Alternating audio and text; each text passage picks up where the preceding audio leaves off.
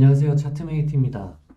오늘도 역시 조금 한국장은 좋지 않아 보여요. 미국장은 그래도 조금 제가 보는 종목들 중에서는 양봉인 경우가 많았는데 오늘 한국장은 또 음봉으로 많이 꽂히는 것 같더라고요. 그래서 오늘은 어떤 분석을 했었던 것 중에 세경 하이테크랑 삼영 ENC가 현재 어떻게 되고 있는지 한번 보고 자세한 분석은 하지 않으려고 합니다. 세경 하이테크 같은 경우에는 저번에 어떤 분이 좀 분석을 요청을 해주셔서 그게 이제 한 달 정도 전인 것 같은데 지금 어떻게 좀 됐는지 한번 보도록 할게요. 세경 하이테크 같은 경우에는 이런 추세선이 있다라고 했었고 가로줄 이 파란색 선 밑에 있는 파란색 선은 반등이 나올 자리다. 그리고 이제 이 일값 ABCD 패턴 여기랑 여기랑 여기 세 개에서 ABCD 패턴을 만든다라고 치면은 대충 찍을게요. 여기가 이제 목표값이 와요. 근데 그 구간이랑 매수를 받을 수 있는 구간, 지지저항 추세선으로 했었을 때 매수 받을 수 있는 구간을 이렇게 잡는다라고 하면은 그 구간, 여기가 겹치는 구간에서 매수를 받고 반등은 보통 이 1에서 반등이 나오면 0.618 이렇게 좀 반등이 나오는 경우도 많습니다. 근데 이거 외에도 이제 이 추세선의 미들선 그리고 여기서 생긴 지지저항 추세선이 또 있겠죠. 이런 구역이 이제 저항선일 텐데 여기까지는 반등이 좀 나오고 떨어질 가능성이 크다라고 볼 수 있습니다. 떨어질 가능성이 크다라고 말하기보다는 이제 이런 구역을 뚫고 못 올라가면 이렇게 뚫고 못 올라가면 결국에 이런 구역이죠. 과거에 있었던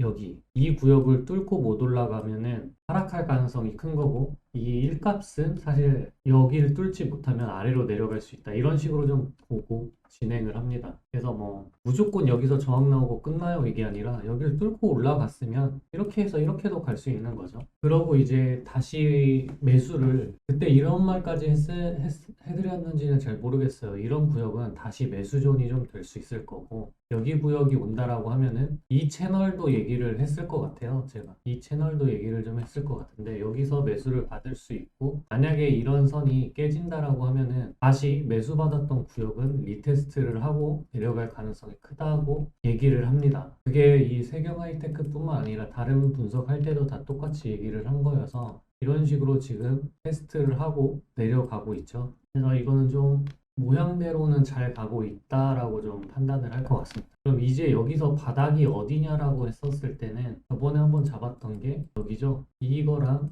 이거랑 이렇게 해서 A, B, C, D 패턴을 잡으면 1값이 9,850원이 나온다고 했어요. 이런 구간은 만약 나중에 내려오면 매수받을 수 있는 근거가 되는 자리일 거고 또 하나는 본격적으로 투자받는 사람들이 이제 또 어디서 매수를 받냐 이런 자리 단기적으로 저점이 나왔던 자리에서 쌍바닥을 하고 갈 것이다 라고 좀 생각을 하면서 계속 어디가 바닥인지 모르니까 있는 경우가 있습니다. 여기서 이렇게 왔던 자리를 매수받는 거랑 똑같은 거예요. 근데 만약 깨지면 테스트는 하고 갈 수 있다. 이런 걸 좀 생각을 하시면 될 것 같습니다. 그래서 세경 하이테크는 좀 이렇게 가고 있다라는 걸 말씀드리고 제가 이제 얘기를 드리고 싶은 거는 사실 함영에서 좀 많아요. 한번 이거는 시간이 좀 걸리더라도 분석을 해보도록 하겠습니다. 우선은 제가 이전에 분석을 했었을 때 그려놓은 게 여기 이렇게였을 거예요. 그래서 이 일값이 반등을 잘했고 여기를 저항을 뚫지 못하고 그러니까 이 고점을 1030원을 뚫지 못하고 내려갈 경우에는 대차 하락이 좀 나올 수도 있다. 그런데 이제 여기도 방금 말한 것처럼 쌍바닥을 이루고 갈 수도 있거든요. 근데 그 조건은 이 그때 왔었던 저점을 거의 깨지 않는 살짝 깨져도 괜찮은데 이런 식으로 깊게 빠지는 상황 결국에 이 채널에 하단에 닿는 상황이 나왔죠. 그러면 여기서 바로 다시 생각을 해놨었던 게 이런 식으로 그럼 A, B, C, D로 가지 않을까라고 저는 생각을 해서 이 구역을 매수존으로 다시 잡았습니다. 이제 개인적으로 잡은 거죠. 이런 식으로 잡았을 때 여기 구역 그리고 1.618 3파동으로 깊게 내려올 수도 있기 때문에 이 두 구역을 매수존으로 잡았어요. 그래서 저는 이제 7,000원에 매수를 걸어놓는 게 아니라 이런 경우에서는 7,000원이 깨지는 걸 봤으면 그때 이제 진입해도 늦지 않다라고 좀 생각을 해서 제가 오늘 뭘 했었냐면 이 6,630원에 6,610원에 매수를 받았어요. 이 1.2 구간 아래서 샷을 좀 받았거든요. 그러고 저는 이제 5,930원에 걸어놨습니다. 그래서 이 1이 깨지는 순간 여기까지 내려왔다라는 것 자체가 이 1.618을 갈 거라는 가능성이 커서 저는 원래 보통 풀매수를 하는 스타일이거든요. 근데 여기서는 풀매수를 하지 않고 반절만 매수받고 반절은 여기서 받으려고 전략을 좀 짰죠. 그렇게 되면은 이제 여기서 제가 매수를 받았으면 되는데 사실 5,980원에서 반등이 나와서 여기 걸 받지를 못했어요. 그리고 이제 제 시나리오는 1값에서 반등하고 가면은 쭉 올라가는 거. 그리고 이제 여기가 깨지면은 1.618까지 가고 중요한 건 이게 3파동 값이거든요. 3파동 값인데 이제 4파동 값이 이 구역에 다시 도달할 거예요. 제가 이런 구역은 깨지면 리테일을 다시 한다고 했죠. 이런 구역에 도달할 거고 여길 뚫고 올라가면은 지지받고 간다라고 좀 생각을 할 것 같은데 만약에 여기서 뚫지 못하면 첫 번째 시나리오 뚫었을 때는 이렇게 가는 게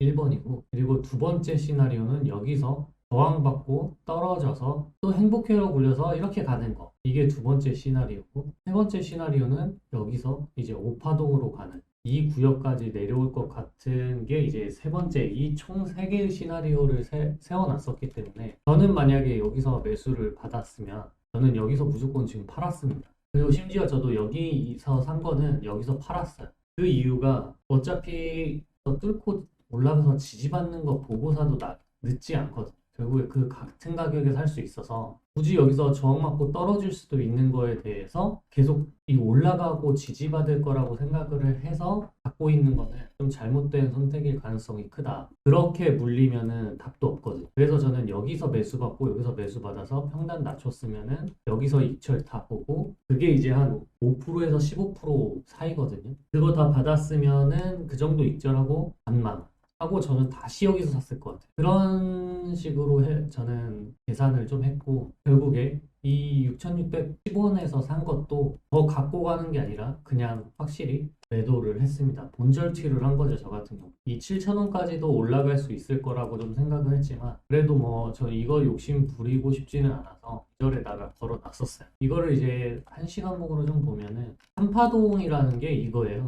잘 모르시는 분들이 있을 것 같아서 이제 1파동, 2파동, 3파동, 4파동, 5파동 이런 엘리어트 파동이라는 게 있는데 우선은 경우의 수는 많지만 교과서적인 답변으로 했을 때 여기가 이런 1.618 적혀 있는 거 있죠. 피보나치 값으로 1.618 오는 자리가 이제 그 3파동의 목표값이고 얘가 깊게 빠지면은 이제 뭐 이런 자리하고 이런 자리까지도 내려올 수 있어요. 근데 그 가격이 이 1.618이라고 적었던 부분 1. 전 이런 자리를 좀 계산을 해서 이런 자리 매수를 봤거든요. 그러니까 여기 있는 1이랑 여기 있는 1.618이 거꾸로 된 거예요. 이렇게 와서 반등하고 1.618 오면 1까지 와서 여기서 어떻게 되겠어요? 저항이 나올 가능성이 크죠. 그래서 이렇게 밑으로 더 빠질 수도 있고 이걸 확실히 뚫고 올라가면 지지받는다라고 볼 수도 있는 거죠. 그래서 지금 1시간 보고로 제가 줄여서 보는 이유가 이거예요. 결국에 이것도 3파동에 도달했다고 볼 수가 있기 때문에 이 자리에 와서 반등이 나온 이유가